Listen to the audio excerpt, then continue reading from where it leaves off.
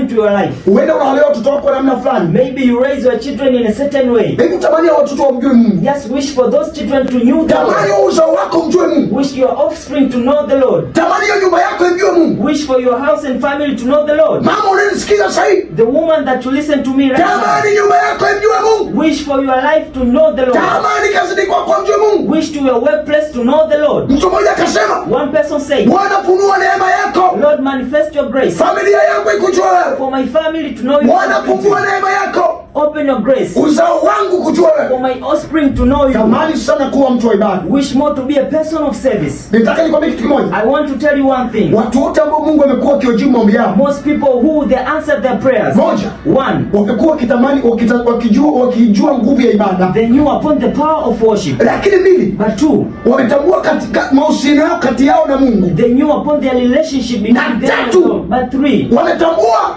uzuri wa kuwa karibu na Mungu. They know the beauty to be close to the Lord. Na nne.